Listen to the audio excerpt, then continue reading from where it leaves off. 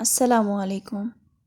ایک محترمہ taxi driver کے برابر والی سیٹ پر بیٹھ کر سفر کر رہی ہے، حالانکہ پچھلی سیٹیں خالی ہیں۔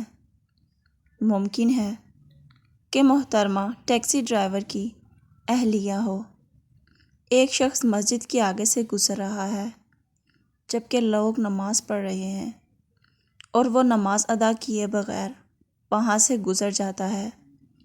ممکن ہے کہ اس آدمی نے دوسری مسجد میں نماز پڑھ لی ہو۔ آپ ایک آدمی کے پاس سے گزرتے ہیں اور اسے سلام کرتے ہیں مگر وہ جواب نہیں دیتا۔ ممکن ہے کہ اس شخص نے آپ کے سلام کی آواز نہ سنی ہو۔ ایک بزرگ فرماتے ہیں کہ اگر میں کسی بھائی کو اس حال میں دیکھوں کہ وہ اس کی داڑھی سے شراب کے قطرے ٹپک رہے ہیں تو میں یہی حسن تن رکھوں کہ کسی اور نے اس کی داڑھی کے اوپر شراب انڈیلی ہو۔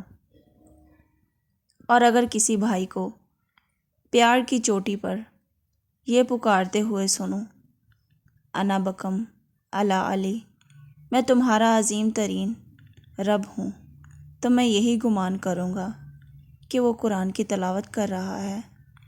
ابن القیم رحمۃ اللہ علیہ فرماتے ہیں کہ انسان کے لیے خود اپنے اعمال کی نیتوں کو جاننا مشکل ہے اور وہ دوسروں کی نیتوں کے بارے میں فیصلے صادر کرتا پھرتا ہے۔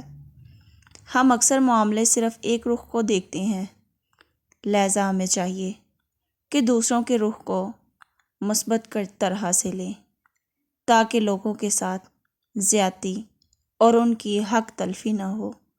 دوسروں کے متعلق ہمیشہ نیک گمان رکھیں۔ منقول۔